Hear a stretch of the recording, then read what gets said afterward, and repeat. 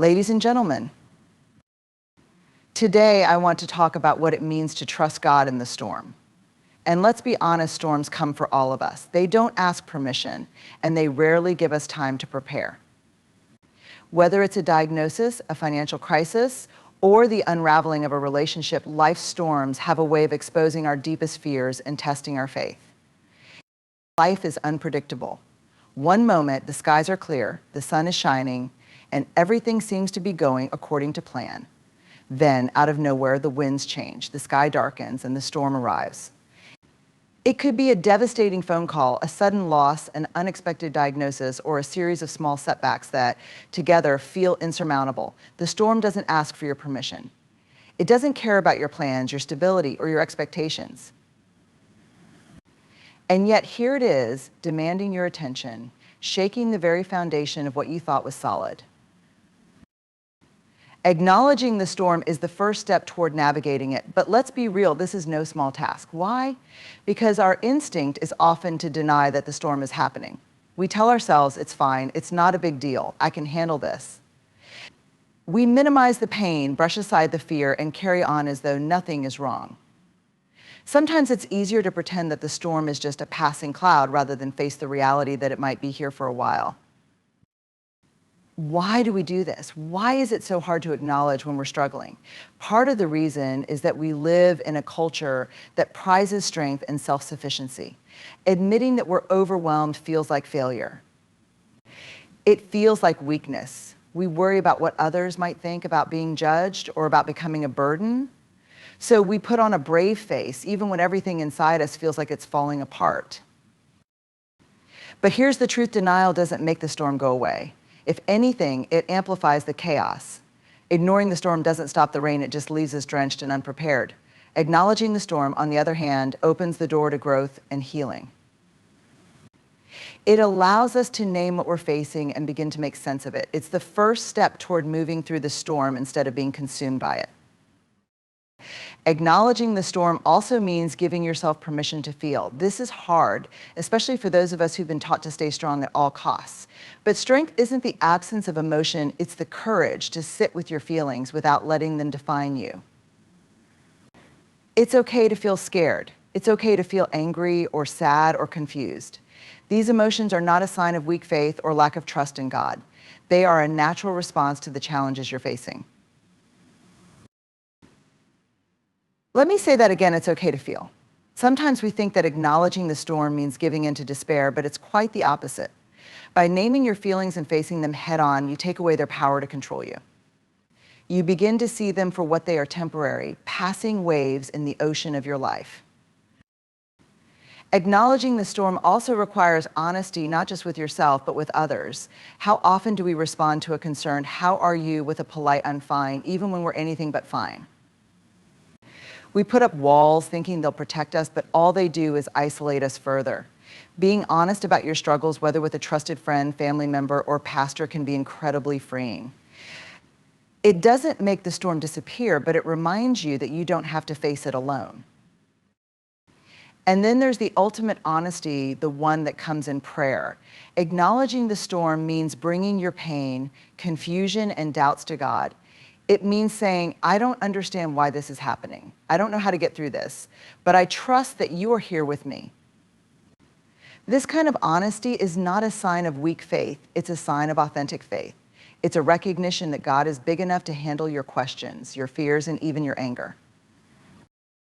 Another important aspect of acknowledging the storm is recognizing its impact on your life. Storms have a way of shifting our priorities and revealing what truly matters. They strip away the superficial, the unnecessary, and the distractions, leaving us face to face with what's most important. This can be painful, but it's also an opportunity for clarity and growth. Sometimes acknowledging the storm means confronting hard truths about ourselves. Maybe the storm has exposed a pattern of unhealthy behavior, a lack of balance in our lives, or a relationship that needs mending. While this can be uncomfortable, it's also an invitation to change. The storm doesn't just disrupt our lives, it holds up a mirror and asks us to take a closer look at who we are and where we're headed. Finally, acknowledging the storm doesn't mean you have to have all the answers. You don't need to know how long it will last or what the outcome will be. It's enough to simply say, "This is hard. I'm struggling." In doing so, you create space for grace for yourself, for others, and for God to step in. Vulnerability is a word that often stirs discomfort. It conjures images of weakness, exposure, or being unguarded. For many of us, the very idea of being vulnerable feels like standing in the middle of a storm without an umbrella, fully exposed to the elements. Yet, if we're honest with ourselves, vulnerability is a cornerstone of faith and the key to trusting God, especially during life's storms. It's not about being defenseless, it's about being authentic, open, and willing to let God work through the uncertainty and pain. To embrace vulnerability, we first need to understand what it truly means. Vulnerability is not weakness, it's not a lack of strength or the absence of resilience. In fact, vulnerability requires incredible courage. It's choosing to show up even when the outcome is uncertain, even when we don't feel fully in control. It's admitting that we don't have all the answers and that we can't do it all on our own. And that's terrifying. But it's also liberating. The challenge is that we live in a world that often views vulnerability as a flaw. We're told to be strong, to be independent, to fake it until we make it. We're taught to keep our struggles hidden, to wear masks of perfection, and to soldier on as though we have it all together. The result, we build walls, thick, impenetrable walls around our hearts. We tell ourselves that if we don't let anyone see our pain, we won't get hurt. But those same walls that we build to protect ourselves also keep us isolated. They keep out the very connection and healing we crave. True vulnerability begins with honesty. It's the willingness to say, "I'm not okay," without fear of judgment. It's letting go of the need to appear perfect and acknowledging that we are human, flawed, struggling, and sometimes deeply afraid. This kind of honesty is not only freeing, but also deeply connective. When we are vulnerable with others, we give them permission to be vulnerable with us. It's in these shared moments of authenticity that relationships deepen and trust is built. But perhaps the hardest part of vulnerability is being open with God. It sounds counterintuitive, doesn't it? After all, God already knows everything about us. He knows our thoughts, our fears, and the things we try to hide. And yet, there's something profoundly transformative about choosing to lay it all at His feet. It's one thing to believe that God knows your struggles. It's another to bring them to Him willingly, to say, "Here I am, Lord, messy, broken, and unsure." Vulnerability with God is an act of surrender. It's admitting that we can't handle life's storms on our own and that we need His strength to carry us through.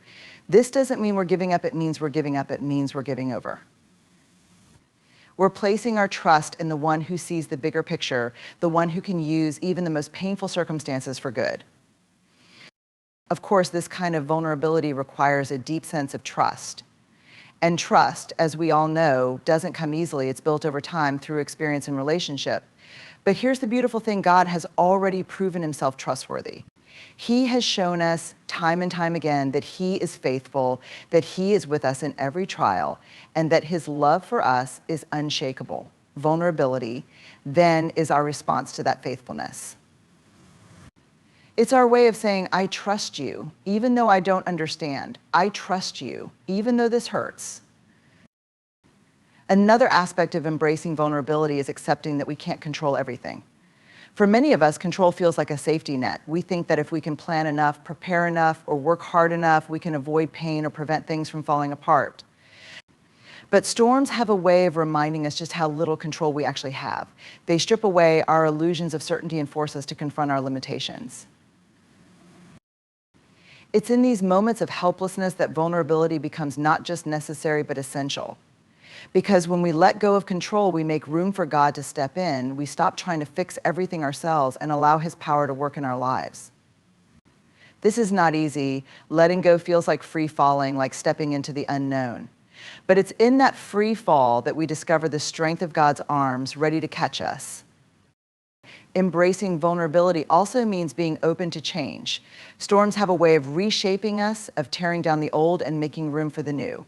This process can be painful, and it often feels uncomfortable.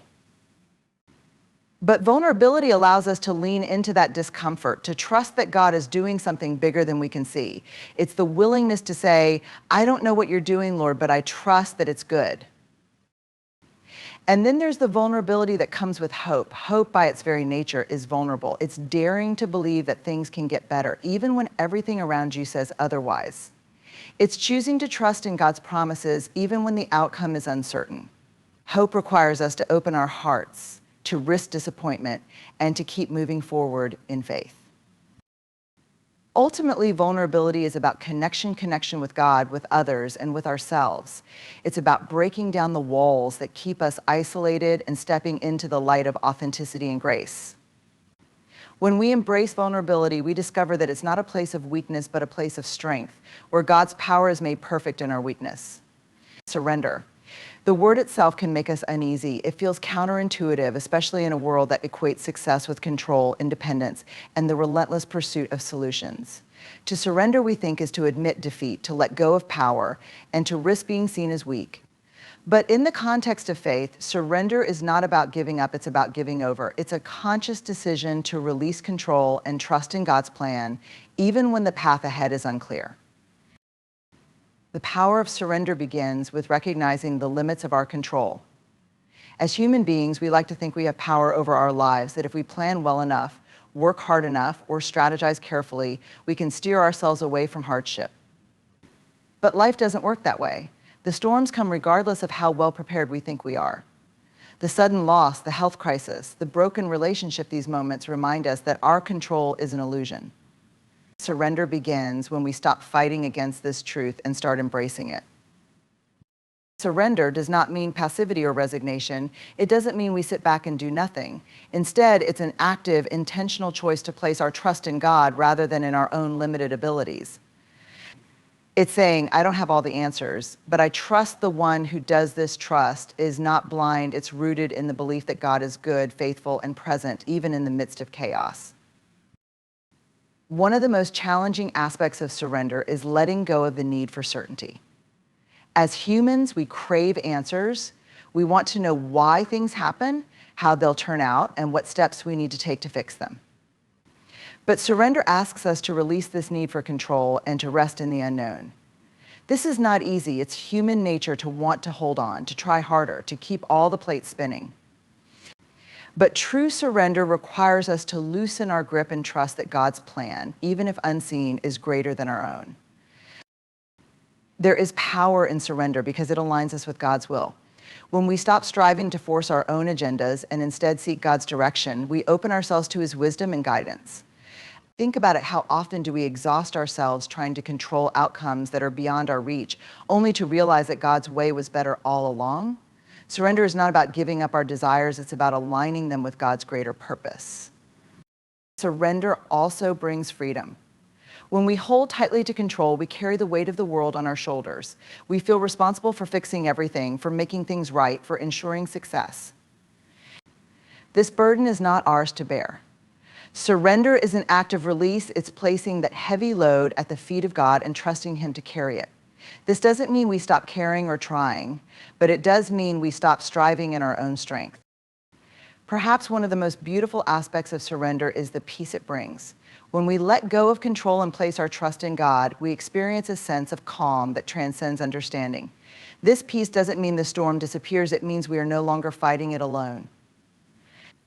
We begin to see that even in the darkest moments, God's presence is with us, guiding us, sustaining us, and reminding us that we are not alone. Surrender also requires humility. It's an acknowledgement that we are not in charge, that our wisdom is limited, and that we need God's help. This can be hard to accept, especially in a culture that values independence and self-reliance. But humility is not humiliation. It's a recognition of our rightful place in God's story. When we surrender, we admit that we are not the author of our lives, but rather participants in a greater narrative that God is writing. One of the greatest examples of surrender in the Bible is Jesus in the Garden of Gethsemane. On the eve of His crucifixion, Jesus prayed, "Father, if you are willing, take this cup from me, yet not my will, but yours be done," Luke 22:42. In this moment, Jesus modeled the ultimate act of surrender. He didn't deny His pain or fear. He expressed them openly, yet He still chose to trust in God's plan. This kind of surrender is not easy. It requires courage, faith, and an unwavering belief in God's goodness. Surrender also transforms how we see our circumstances. When we stop trying to control every detail and instead trust God's timing, we begin to notice His hand at work in ways we might have missed. What once felt like chaos starts to take on new meaning as we see how God uses even the most difficult situations to shape us, grow us, and draw us closer to Him. It's important to remember that surrender is not a one-time decision, it's a daily practice. Every day, we face new challenges and opportunities to choose trust over control. Sometimes we may find ourselves clinging tightly to fear, doubt, or anxiety. In those moments, surrender becomes an act of faith, a choice to release our grip and place our lives back in God's hands. In the end, the power of surrender lies in its ability to shift our focus from ourselves to God. It reminds us that we don't have to have it all figured out because we serve a God who does. It's in surrender that we find strength, peace, and freedom, not because we've given up, but because we've given over. And in that giving over, we discover the fullness of God's grace and the depth of His love for us. Crisis has a way of isolating us. When life storms hit, whether it's a personal loss, a broken relationship, or a profound disappointment, it's easy to retreat inward.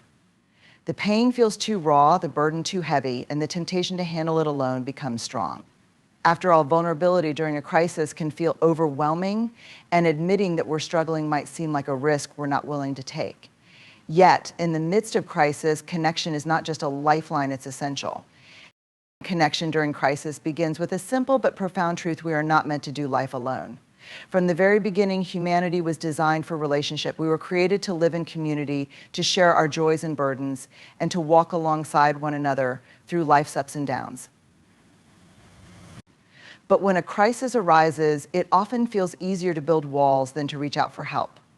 We convince ourselves that we're protecting others from our pain, or that no one will understand what we're going through. However, isolation only deepens the wounds of a crisis. When we pull away, we lose the perspective, comfort, and encouragement that others can provide. It's in connection with God and with others that we find the strength to keep moving forward, even when the road feels impossible. One of the most powerful aspects of connection in crisis is the reminder that we're not alone. When we share our struggles with someone we trust, it breaks the illusion that we are the only ones facing hardship. It opens the door for empathy, a shared understanding that bridges the gap between loneliness and belonging. In those moments, we realize that others have walked through similar storms, and their presence becomes a testament that survival and even growth are possible. Connection doesn't mean we have to share our struggles with everyone. In fact, it's important to be intentional about whom we let into our inner world during a crisis. Trusted friends, family members, or faith leaders, people who can listen without judgment and provide wise counsel, are invaluable. These connections become anchors, holding us steady when the winds of the storm threaten to pull us under. A significant part of connection in crisis is learning to receive. For many of us, asking for help feels uncomfortable. We're used to being the ones who offer support, and admitting that we need help can feel like a loss of control or independence. But receiving is not a sign of weakness, it's an act of humility and trust. It's allowing others to step into the sacred space of our pain and walk alongside us, carrying what we cannot carry alone. Connection in crisis also reminds us of the power of prayer. Turning to God in times of crisis is not just about seeking answers or solutions, it's about experiencing His presence. Prayer connects us to the one who knows every detail of our struggle, who sees the tears we shed in private, and who promises to be our refuge and strength. It's in this divine connection that we find peace, even when circumstances remain unresolved. But God doesn't just work through prayer, He often works through people. When we reach out to others, we allow God to use them as instruments of His love, comfort, and provision. A kind word, a listening ear, or a shared moment of silence can become a tangible reminder of His presence. In this way, connection in crisis becomes a holy exchange, a way for us to experience God's care through the hands and hearts of those around us. Community also plays a crucial role in reminding us of hope. During a crisis, it's easy to become consumed by the pain of the present moment. Our vision narrows, and the future can seem bleak. But when we connect with others, especially those who have walked through their own storms and come out on the other side, we are reminded that the darkness is not permanent. Their stories of resilience and faith can reignite our own hope and give us the courage to keep moving forward. It's also worth noting that connection in crisis isn't just about receiving, it's about giving as well. Even in our pain, we have the capacity to offer kindness, encouragement, and support to others. Sometimes the act of helping someone else can bring a sense of purpose and healing to our own journey. It reminds us that we are not powerless, that even in the midst of our struggles, we can be a source of light for someone else. Another important aspect of connection in crisis is the role of shared faith. Being part of a faith community can provide a unique kind of support during difficult times. Worship fellowship and the collective prayers of a community remind us that we are part of something larger than ourselves. This sense of belonging can be deeply comforting, grounding us in the truth that we are never truly alone. Finally, connection in crisis helps us to see God's faithfulness in action. When others show up for us, whether it's through a meal, a phone call, or simply sitting with us in our pain, we catch glimpses of God's love and provision. These moments become markers of His presence, even in the midst of our hardest days. While crisis often tempts us to withdraw, choosing connection is an act of courage and faith. It's a declaration that we believe in the power of community, in the strength of shared burdens, and in the promise that God works through the relationships He has placed in our lives. Connection doesn't remove the storm, but it equips us to face it, reminding us that we are seen, supported, and never alone. When life throws its hardest challenges our way, two forces often come into play: grit and grace. Grit is the inner resolve that pushes us forward, the determination to keep going even when the road is steep and the odds are against us. Grace, on the other hand, is the unearned favor and support of God, the quiet assurance that we are not alone in the struggle. Together, grit and grace create a powerful dynamic that can carry us through the storms of life. Grit is often seen as the backbone of resilience. It's that tenacity to keep showing up even when we're tired, discouraged, or overwhelmed. Grit is rooted in perseverance, the ability to focus on long-term goals even in the face of setbacks. It's what compels a single mother to work 2 jobs to provide for her family, or a student to push through sleepless nights to pursue their dreams. It's the refusal to give up, the belief that progress is still possible, no matter how slow or small. But grit alone is not enough. As much as we celebrate determination and hard work, there comes a point when our strength runs out. When the storm is relentless and the weight feels unbearable, grit can begin to falter. This is where grace steps in, not to replace grit, but to partner with it. Grace is the reminder that we don't have to do it all on our own, that there is a greater strength available to us. Grace is a gift. It's not something we earn or achieve through effort. It's something we receive. In the context of faith, grace is the outpouring of God's love and mercy, even when we fall short. It's His way of saying, I see you. I know your struggles, and I am here to carry what you cannot. Grace doesn't diminish the importance of hard work or perseverance, but it takes the pressure off. It allows us to rest in the knowledge that we are supported by a power greater than ourselves. The intersection of grit and grace is where transformation happens. It's the space where our human effort meets divine intervention, creating a synergy that moves us beyond what we thought was possible. Consider the story of David facing Goliath. David brought his grit, his courage, his skill, and his willingness to stand firm, but it was God's grace that guided the stone and delivered the victory. This partnership between grit and grace is a recurring theme throughout Scripture and a testament to how God works through our efforts while offering His strength. One of the most profound lessons of grit and grace is the balance they teach us. Grit reminds us to take responsibility for our actions, to show up and do our part.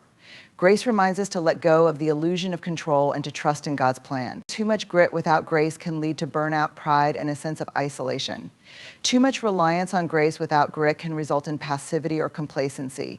It's the combination of the two that allows us to persevere while remaining humble, trusting, and open to God's will. This dynamic is particularly evident in times of crisis. When the storms of life hit, our initial instinct may be to grit our teeth and push through. We tell ourselves to be strong, to keep going, to handle it. But as the storm persists, we start to feel the weight of it all. Our grit begins to waver, and we realize that our own strength is not enough. It's in these moments that grace becomes our lifeline. Grace doesn't mean the storm will suddenly disappear. It doesn't promise an immediate solution or clear path forward. What grace offers is the assurance that we are not alone, that our struggles are seen, and that God's presence is with us every step of the way. Grace gives us permission to admit that we're tired, to rest without guilt, and to lean on the support of others. At the same time, grace calls us to continue showing up. It's not a free pass to abandon our responsibilities or to give in to despair. Rather, grace strengthens our grit, giving us the courage to take the next step, no matter how small. It's the voice that says, you don't have to do this alone. Let me walk with you. The interplay of grit and grace is also a reminder of our dependence on God. Grit may carry us through the initial challenges, but grace sustains us for the long haul. It's grace that reminds us of our worth, even when we fall short. It's grace that redeems our mistakes and turns our failures into opportunities for growth. And it's grace that equips us to extend compassion and forgiveness to ourselves and to others when we're tempted to be hard-hearted or self-critical. In the end, grit and grace work together to shape us. Grit strengthens our character, teaching us discipline, resilience, and perseverance. Grace softens our hearts, reminding us of the importance of humility, trust, and reliance on God. Together, they enable us to face life's challenges with courage and hope, knowing that we are not defined by our struggles, but by the one who walks with us through them. When grit meets grace, we discover a profound truth that our effort matters, but so does our surrender. It's in this balance that we find strength for the journey, peace in the midst of chaos, and the assurance that no matter what comes, we are held in the hands of a loving and faithful God. Hope is a beacon, steady and unwavering in a sea of uncertainty. It serves as a lighthouse, guiding us through the storms of life when the waters are treacherous and the horizon seems impossible to reach. Just as a lighthouse stands tall on a rugged coastline, its light piercing through the darkness, hope provides direction, assurance, and the courage to keep moving forward. The metaphor of a lighthouse is apt because it encapsulates what hope does for us. Lighthouses don't calm the waves or quiet the storm. They don't remove the danger or guarantee smooth sailing.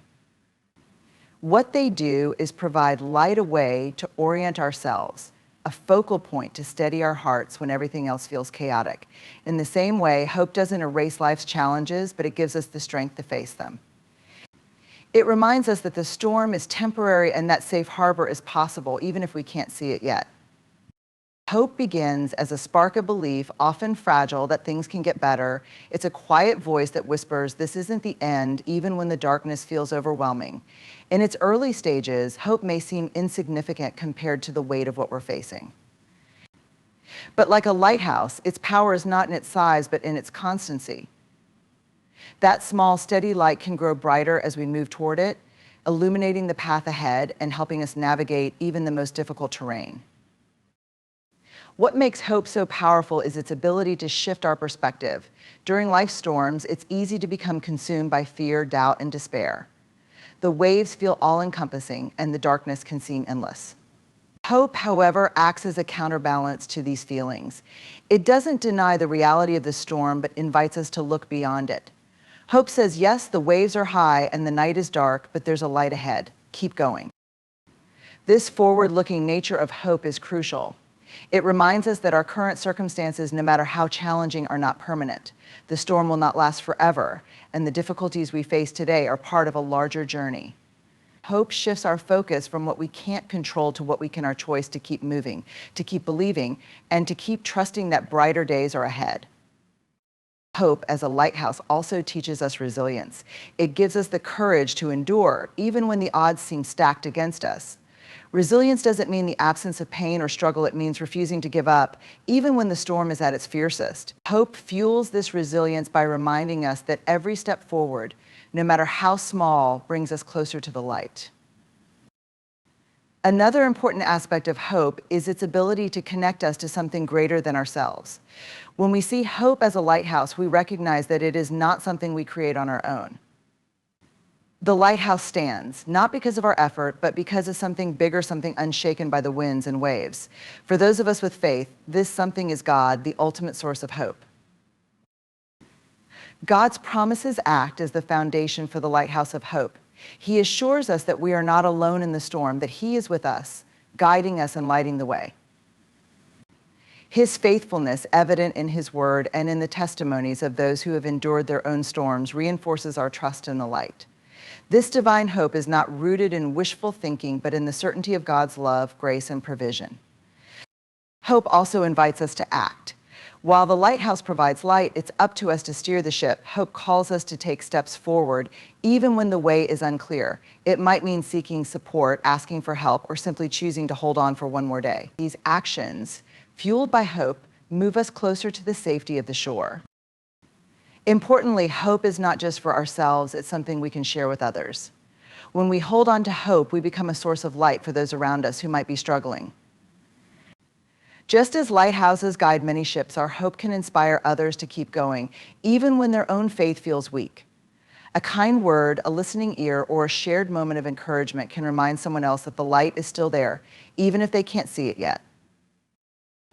In the face of relentless storms, it's easy to question whether the lighthouse is still shining. But even when we can't see it, the light remains. Clouds and waves may obscure it for a time, but its presence is unwavering. This is the nature of hope. It persists, even when circumstances try to snuff it out. And when we catch even the faintest glimpse of that light, it reignites something within us, a belief that we can keep going. The beauty of hope is that it grows stronger with each passing trial. The storms we endure, painful as they may be, shape us into people who can recognize and appreciate the light when it comes. Hope reminds us that every storm has an end, and that the journey, no matter how difficult, is worth it. Hope as a lighthouse is not just about survival, it's about transformation. It's about emerging from the storm stronger, wiser, and more attuned to the light that guided us through. It teaches us that while we cannot control the winds or the waves, we can choose to keep our eyes on the light, trusting that it will lead us home. Because the truth is, every storm we face has the power to reshape us, to strengthen us, and to deepen our faith. And while we may not always understand the why, we can trust the one who holds the how. Thank you.